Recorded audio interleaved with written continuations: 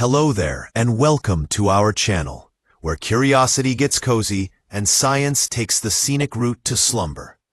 Tonight, we're going somewhere very far away, but not in space, in time, 66 million years backward, to a world that felt infinite, lush, and alive, with creatures that would one day become myths.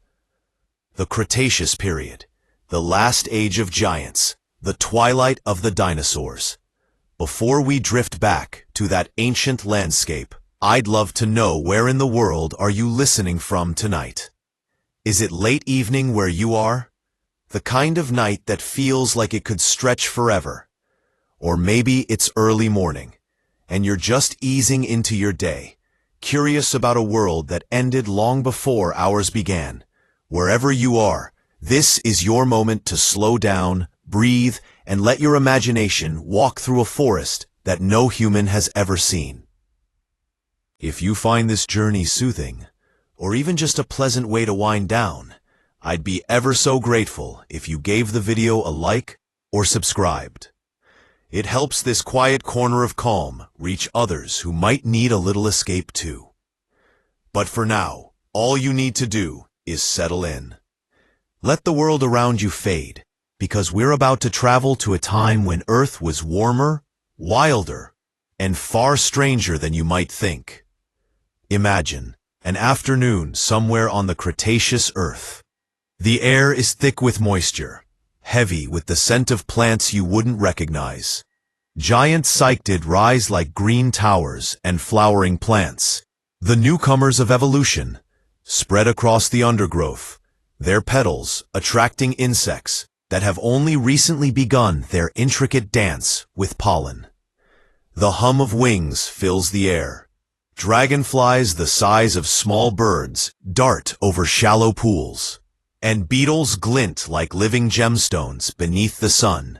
You can almost hear the distant bellow of something enormous moving through the forest.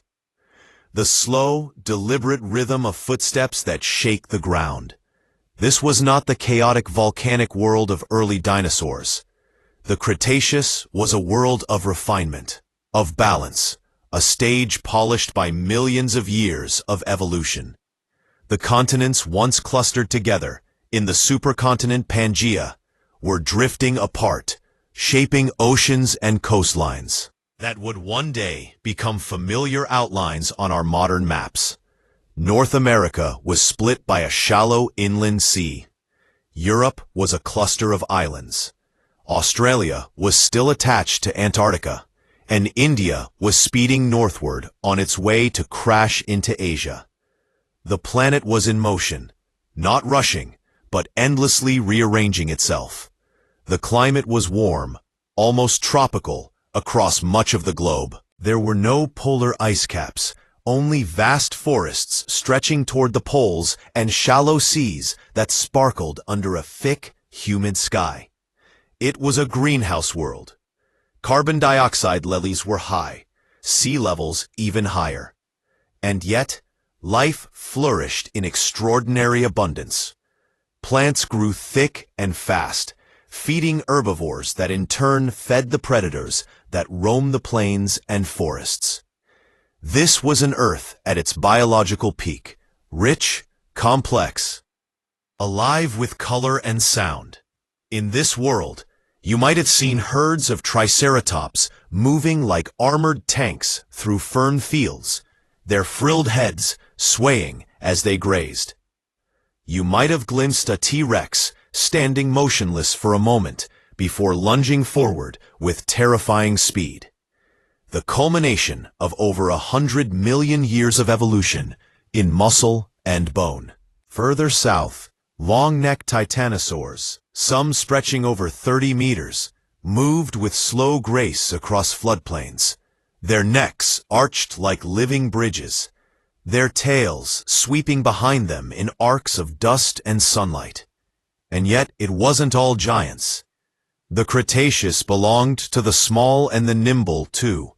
Mammals no larger than rabbits scurried in the shadows, laying the groundwork for what would one day come after. Birds, newly evolved from their dinosaur ancestors, flitted between branches, already testing the skies that would soon be theirs alone. Even the insects were busy rewriting the rules of life as flowering plants and pollinators formed one of the most successful partnerships in evolutionary history. The world was noisy in its own ancient way. Cicadas buzzed in forests that had never known human footsteps. The rumble of thunder rolled over coastal plains where storms brewed in the heat. Volcanoes far away exhaled occasional columns of ash, dusting everything with a reminder that Earth itself was still restless. But to the creatures of that time, this was normal. It was home. If you could stand quietly beneath a Cretaceous canopy, you might notice how different the light feels.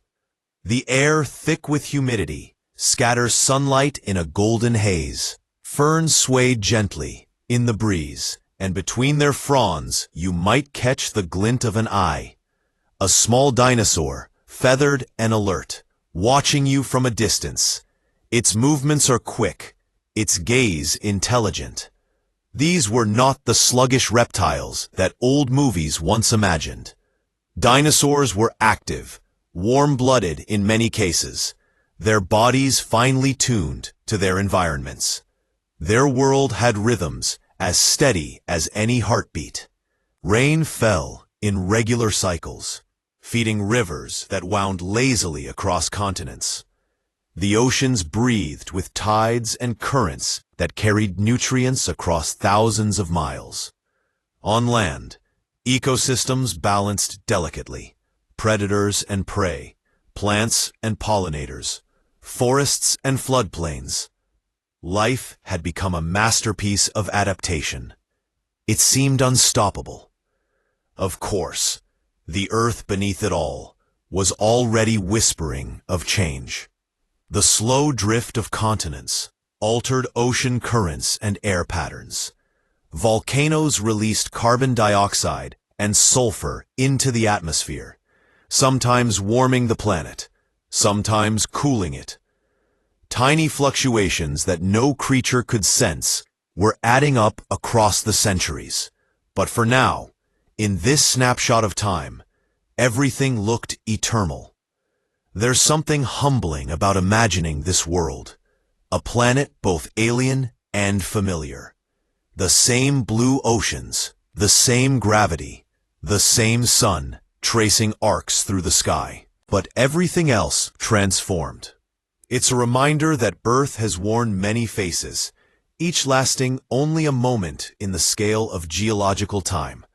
The Cretaceous just happened to be one of its most magnificent. You might wonder what it felt like to live then, not as a human observer, but as part of that ancient world. The sense of scale would have been overwhelming. Even the smallest creature would have been dwarfed by its surroundings. Trees rose like cathedrals. The air buzzed with life, and the constant motion of creatures made the land seem alive in every direction. There was no silence, only a natural symphony that played without pause. The great predators would have ruled their territories with precision. A Tyrannosaurus might patrol its domain with the confidence of an apex hunter, its massive head swinging side to side as it scanned for movement. Every sound would matter. The crack of a branch, the rustle of foliage, the distant call of another dinosaur. For the herbivores, survival depended on vigilance. Triceratops would form groups not out of social comfort, but safety. Their horns weren't ornaments. They were insurance against the jaws of giants. And still, amid all this drama, there were moments of quiet. A nesting myosaur tending her eggs. A dragonfly landing briefly on the surface of a pond. A breeze moving through the psyched. Life in the Cretaceous wasn't all chase and hunt. It was also patience, balance, and the slow unfolding of existence. From space, if you could have looked down on Earth, then you'd see a planet glowing green and blue under swirling clouds. The land masses were smaller, fragmented, the oceans wider, but it would still look alive, more so than ever before. Photosynthesis. That invisible alchemy of sunlight and air was painting the planet in endless shades of green. The Earth was breathing deeply. There's an odd comfort in realizing that this world existed completely without us. It thrived, changed, and disappeared long before we arrived. The dinosaurs didn't need observers, historians, or storytellers. They lived, and that was enough. Their existence wasn't a prelude to ours. It was its own complete story, one that lasted for millions of years and then ended in a single shattering moment. But that ending isn't here yet. Not in this moment. Right now, in the warmth of the late Cretaceous sun, the Earth feels eternal. There's no sign that anything is wrong, no hint of the shadow that's coming. Even the smallest details, the flight of a bird, the growth of a leaf, continue as they always have. That's what makes this period so haunting to imagine. We know what's coming. They didn't. For now, the dinosaurs rule unchallenged. They've weathered millions of years of evolution, adapted to new climates, new foods, new landscapes. They've seen continents drift, volcanoes rise, seas expand and recede. They've outlasted countless species before them. Why should anything change? It's tempting to think of the Cretaceous as a time of peace before disaster. But that's not quite right. The world was already full of tension and adaptation. Evolution never rests. Every creature was locked in its quiet struggle for survival. Every ecosystem balancing on invisible edges. But still, the scale of what was about to happen was beyond anything life had ever faced. The last age of giants was also an age of transition, a final crescendo before silence. Soon, everything that had become so familiar in this world would vanish, replaced by something new.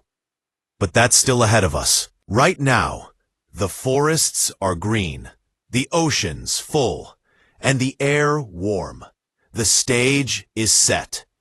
And so we stand for just a moment at the height of the Cretaceous. The Earth turning slowly beneath a sky filled with wings. The seas alive with creatures that glide through ancient currents. The land rumbling with the footsteps of giants. A world unaware that it is about to end. The Cretaceous world, for all its scale and power, was also astonishingly delicate. Life didn't just survive. It performed, improvising across every possible landscape the planet could offer. Forests spread like green oceans, rivers braided through lands, and the air shimmered with the sound of wings and calls that have been gone for millions of years. The Earth was busy then, every niche occupied, every rhythm accounted for. To live in that time was to be part of a constant choreography of bloom and battle, growth and hunger, where every creature, from the smallest insect to the largest predator, carried the story of its ancestors written in bone and instinct. If you could step quietly through a Cretaceous valley, you would see movement everywhere. A small herd of hadrosaurs wades across a flooded plain, their tails slicing the surface of the water like the keels of ships. They move with the confidence of creatures that have learned the seasons, the flood patterns, and the safest routes to feeding grounds. Nearby, a cluster of pterosaurs perches along the limestone cliffs, their leathery wings folded like sails between gusts of wind.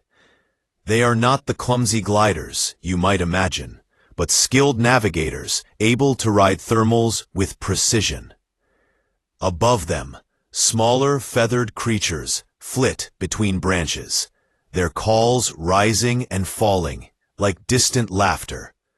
The Cretaceous earth was lush, and its abundance was owed to a quiet revolution happening among the plants. Flowering plants, angiosperms, had only recently arrived on the evolutionary stage, but their success was immediate and unstoppable. Before them, the land had been ruled by cycad, ferns, and conifers, sturdy but simple in their reproduction. The emergence of flowers changed everything. Pollen and nectar invited insects to become collaborators, carrying the genetic material of one plant to another, with an efficiency evolution had never seen before. In exchange, the insects gained nourishment. It was the beginning of a partnership that would reshape ecosystems and echo all the way to the present day. Imagine a humid afternoon somewhere in what is now Mongolia. The sun presses down through the haze, and the ground trembles faintly with the movement of distant herds. At your feet, small flowering plants push through the soil. Their blooms, simple but vibrant. Yellows, whites, and purples against the green. Bees, as we know them, don't exist yet, but early pollinators, beetles, wasps, and tiny flies hover and land, busy in their endless, efficient work. It is here, in these quiet, ordinary exchanges, that the great transformation of the planet is taking place. The dinosaurs, of course, are the headline act of this world. Their bodies dominate the landscape, but their survival depends entirely on the smaller players. The plants, the insects, the climate. Triceratops and Ankylosaurus graze on the low vegetation that flourishes under the new flowering trees. Hadrosaurs strip leaves with beak-like mouths designed for grinding. Even the predators depend on these systems indirectly, their prey sustained by the relentless work of roots and sunlight. Every roar, every chase, every nest, all of it ultimately powered by photosynthesis and pollination. The battles of this world were not only physical, but ecological. Competition was constant. New species arose, pushing others aside. Climate zones shifted as continents drifted, creating fresh opportunities for some and crises for others. In North America, the Western Interior Seaway split the land into two vast regions, each with its own evolving cast of species. In the north, forests grew dense and temperate. In the south, they thinned into warm plains. Across these divided lands, evolution raced to fill every opening. Horns, frills, armor, and speed all became tools of survival, each generation adjusting slightly to the pressures of its environment. The plant life shaped much of this competition. The spread of flowering plants meant new foods, but also new strategies for reaching sunlight. Trees grew taller, leaves thinner, and roots deeper.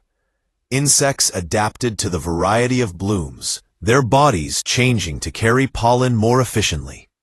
Some evolved longer tongues, others specialized jaws. Each adaptation linking one life to another in a web of dependency. The Earth was no longer just a stage for survival. It had become a living network of partnerships and rivalries. In the oceans, the story was no less dramatic. Warm, shallow seas covered much of the continents, filled with corals, ammonites, and marine reptiles. Giant mosasaurs hunted in these waters, sleek and muscular, apex predators of their realm. Their jaws could crush bone with a single bite. Yet they shared the seas with delicate creatures, plankton, algae, and tiny shell builders that together sustained the entire food chain. When one population flourished or faltered, the effects rippled outward like waves after a storm. To picture this world properly, it helps to think of scale. The Cretaceous wasn't simply a collection of giant animals. It was a planet operating on every level of life. Microbes in the soil fixed nitrogen for plants. Insects pollinated and decomposed. Amphibians filled the margins between land and water. Mammals, though still small, were beginning to diversify in secret, waiting for their chance. The air itself carried the breath of millions of species. It was thick with the scent of growth, decay, and renewal. A living atmosphere. Predation shaped everything. Every species was both hunter and hunted, and the balance between them was delicate. Tyrannosaurus rex was not simply a monster. It was an integral part of the ecosystem, keeping populations in check, removing the weak, and allowing plants to regenerate. The same pattern played out in every habitat. In the forests of what is now South America, the giant herbivorous titanosaurs grazed under the watchful eyes of predatory allosaurs. In the swamps of Asia, smaller raptors stalked their prey with intelligence and cooperation. Violence and growth existed side by side, necessary halves of a single process. But for all its grandeur, this was a fragile balance. The Cretaceous world operated under conditions that could not last forever. Volcanoes occasionally darkened the skies, reminding everything that the planet itself was alive and volatile. Climate shifts, though gradual, could alter entire ecosystems. Yet somehow, life adapted again and again. When a forest burned, new plants grew. When sea levels rose, new coastlines became nurseries for life. The world was always adjusting, always learning how to continue. If you could walk through one of those ancient forests, you might notice how strangely familiar it feels. The buzzing of insects, the rustle of leaves, the calls of unseen birds. They are sounds that never truly vanished. Even the air, warm and heavy, would carry a sense of continuity, as if the planet were whispering through time. The dinosaurs may be gone, but their world shaped the one we live in now. Every tree outside your window, every blade of grass, every bird's call traces its lineage back to this era of bloom and battle. Some of the creatures of this time were as remarkable for their ingenuity as for their size.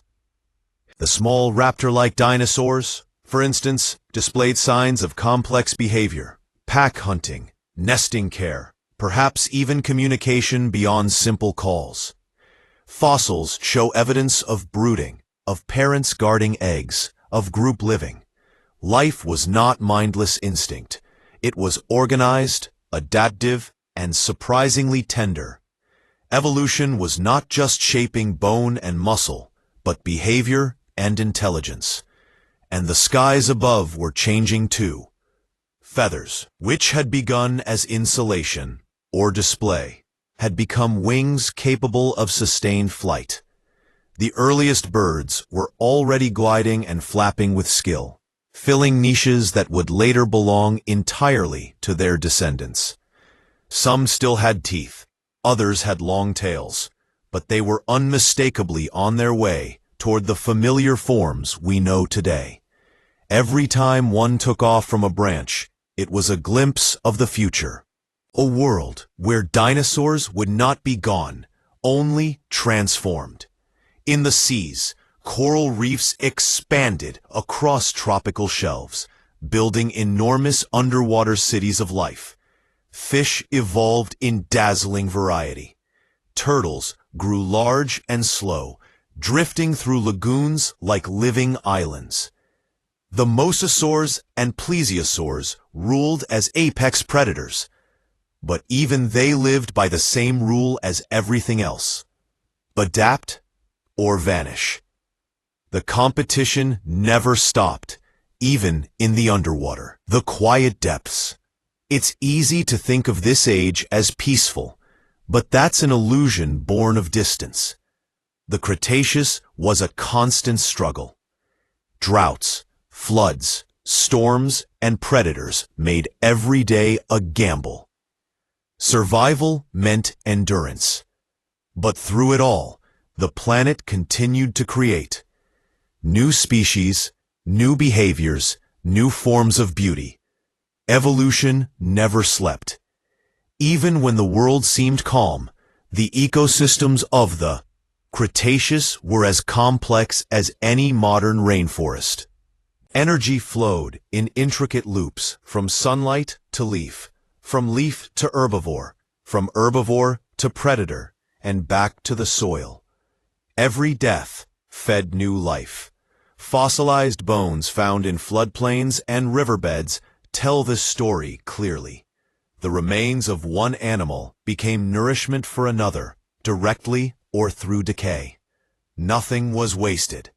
Even in extinction, life was feeding itself. One of the quiet marvels of this era was how evenly distributed life had become.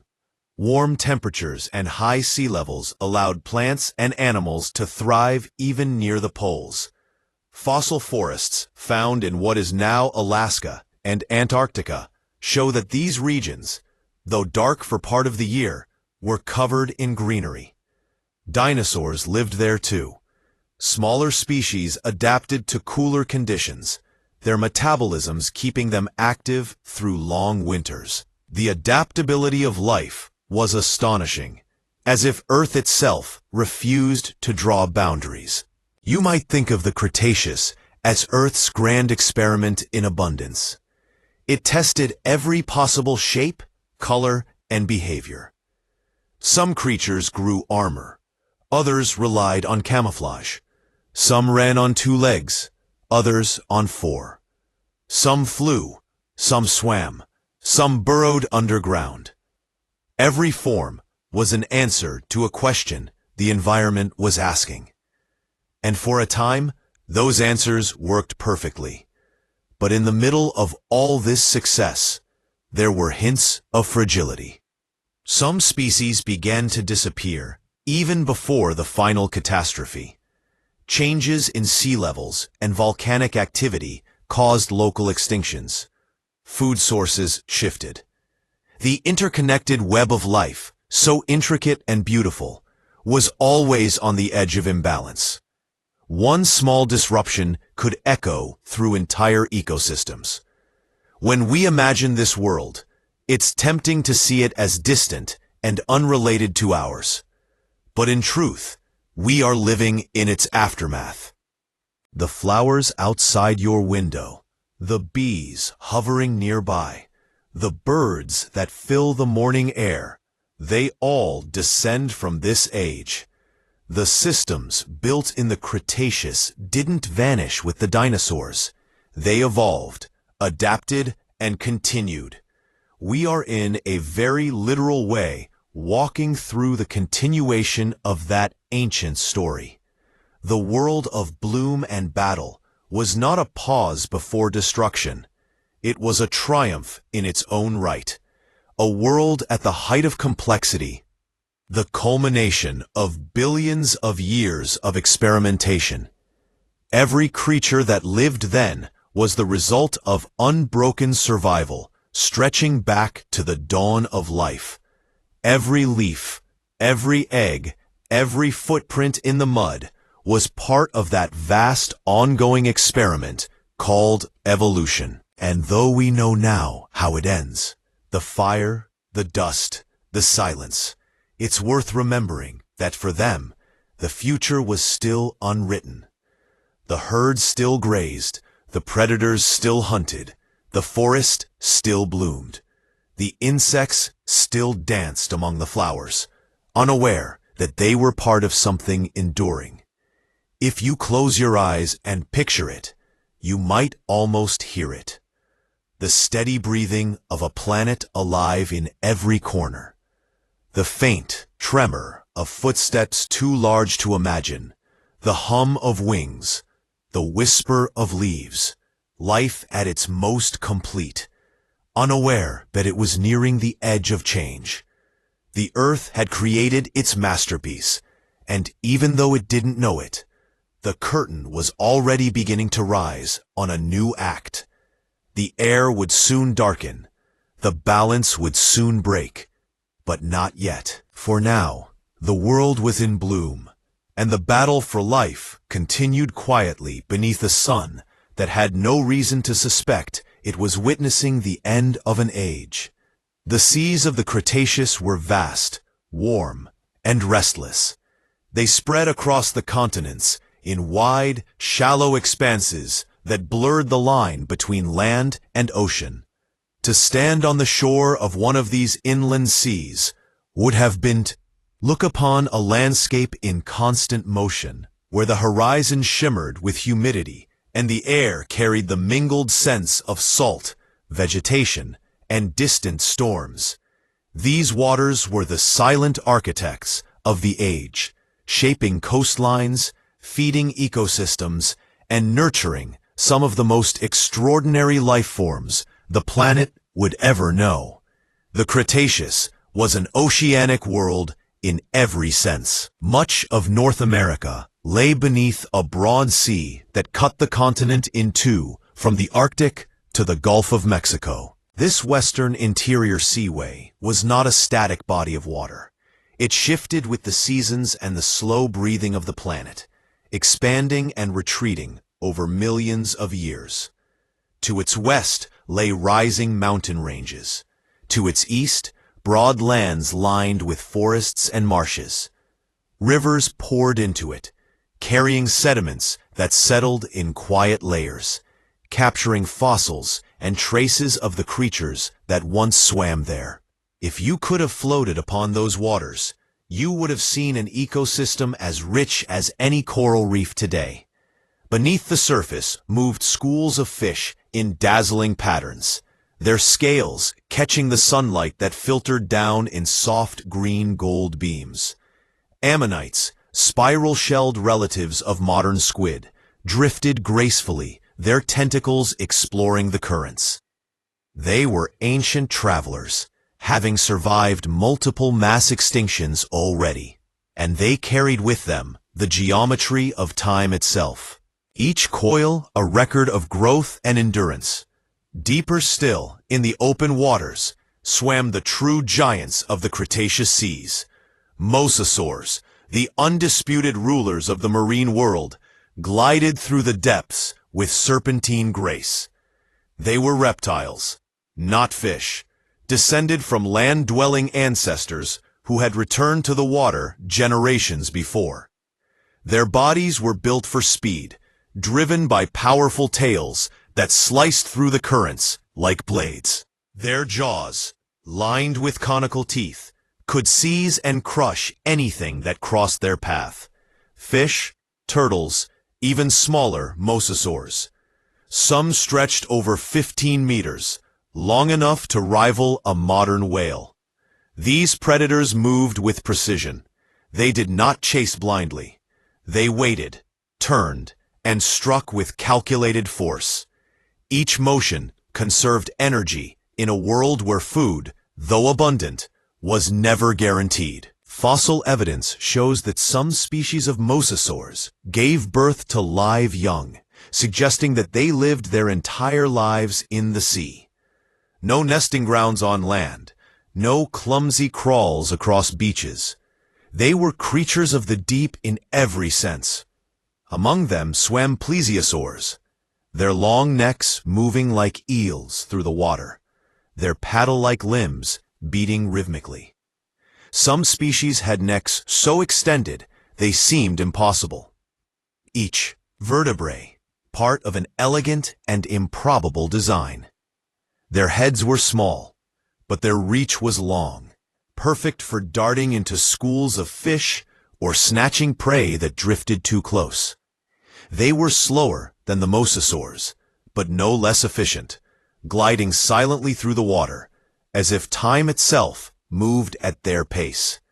Above them, in the open air, pterosaurs circled, scanning for movement beneath the waves. Some species like Pteranodon had wingspans over 7 meters and could travel vast distances across the seaway, diving occasionally to snatch fish near the surface. Their cries would echo across the water, mingling with the hiss of waves against the shore. From a distance, they might have looked like seabirds, but their flight was heavier, their movements slower, almost deliberate. The Cretaceous oceans were not merely hunting grounds, they were nurseries of evolution. New species of fish appeared, their bodies adapting to every possible niche. Shallow swimmers, bottom feeders, fast predators built for bursts of speed. The first recognizable ancestors of modern sharks thrived here, too.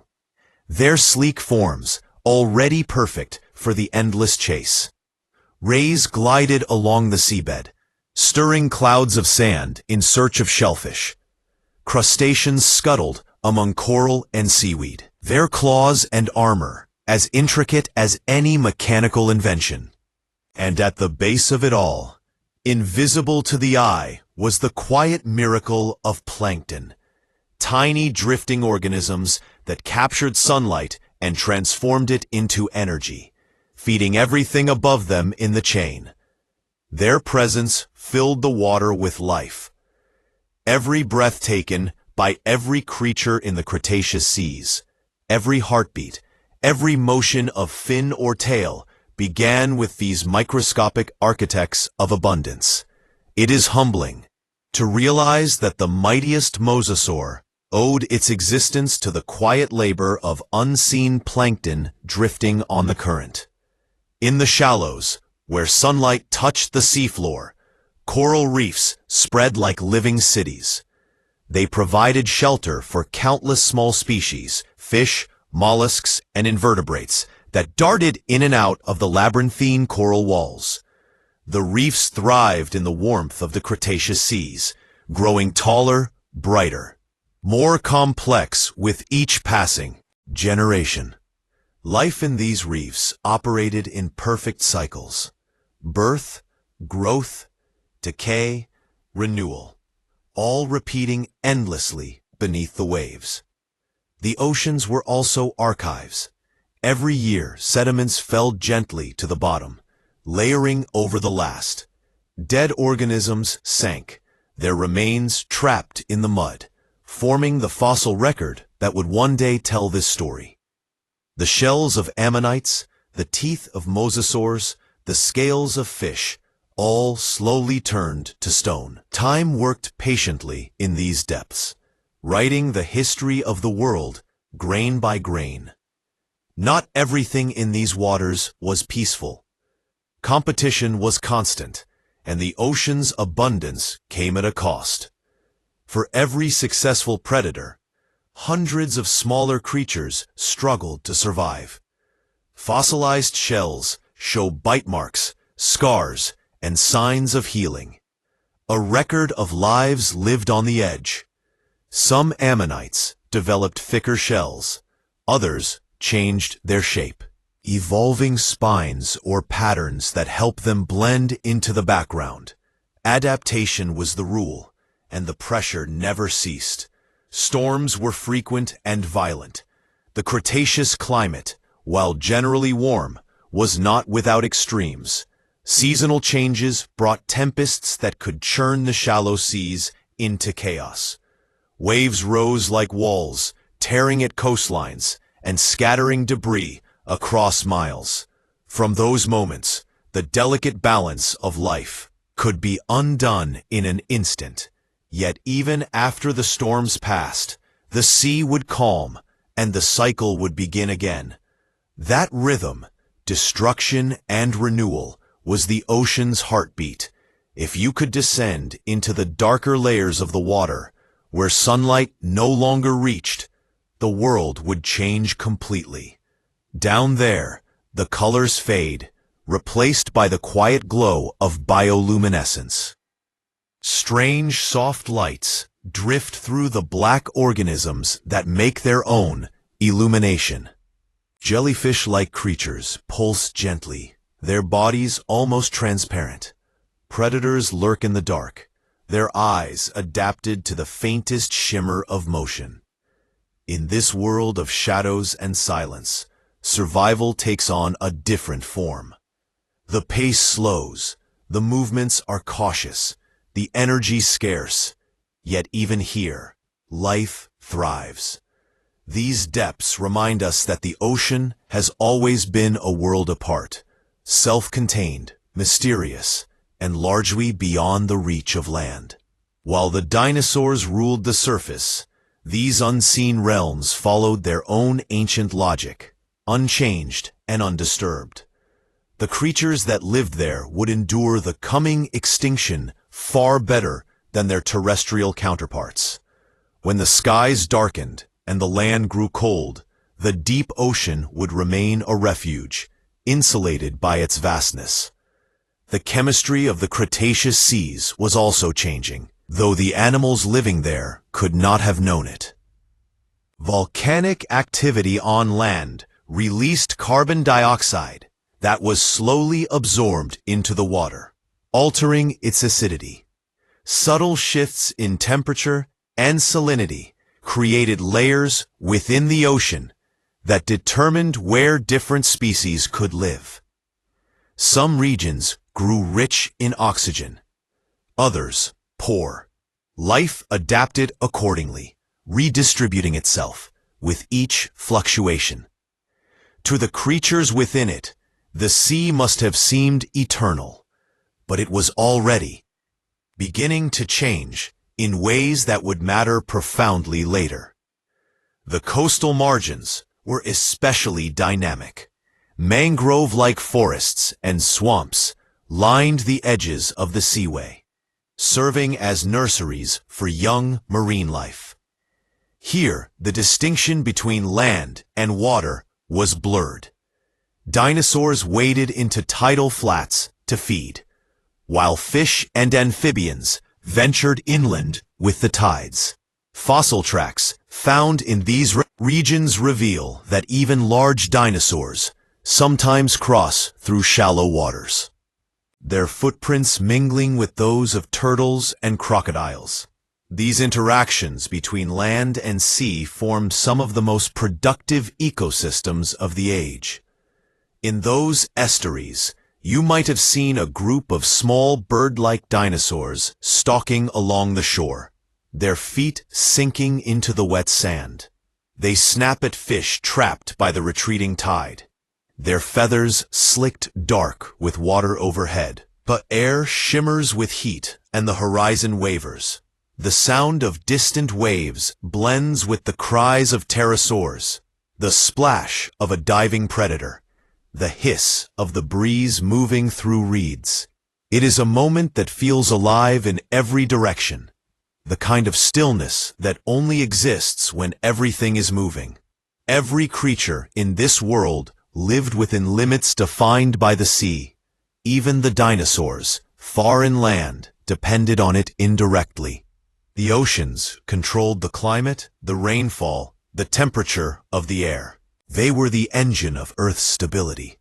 Every drop of water evaporated into the sky, fell as rain, and returned again, carrying nutrients and minerals that sustained life on land. The ocean was not separate from the world above. It was its beating heart. The fossils found today in ancient seabeds tell us that this balance persisted for millions of years.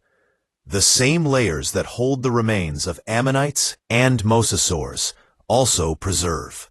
Pollen from flowering plants, ash from distant volcanoes, and traces of meteorite dust. The ocean collected everything, holding it quietly until we were ready to read it. It is a vast library of time, written not in words, but in calcium and carbon. When you imagine this world, it's easy to focus on the great beasts, the predators, the size, the spectacle. But the deeper truth of the Cretaceous ocean lies in its subtlety. It was a system of relationships, of endless interactions between the smallest and the largest forms of life. It was an ecosystem built on cooperation as much as competition. Even the fiercest predator depended on the unseen labor of algae and plankton, of currents and chemistry. The sea held everything together. There's something almost meditative about picturing that endless expanse, the light filtering down through the water, the slow undulation of movement, the rise and fall of the tides. For all its ferocity, the ocean was a place of rhythm. The waves carried energy across thousands of miles, touching shores that no creature had yet named. The pulse of that energy has never stopped. When you stand at the edge of the sea today and listen to the surf, you're hearing the same rhythm that shaped the Cretaceous world. The same waves, the same gravity, the same ancient heartbeat. In those waters, evolution was quietly preparing for what came next. New groups of fish were beginning to take forms that would one day fill modern oceans. Early relatives of seabirds were testing the boundaries between air and water. Submarine reptiles were shrinking in size, specializing for survival in titanicies. The ocean was already writing its next chapter, one that would unfold after the Great Extinction. But for now, it was alive in full. If you were to dive there, the experience would be overwhelming. The colors, the sound of your own heartbeat mixing with the faint roar of distant currents, the flash of movement at the edge of vision.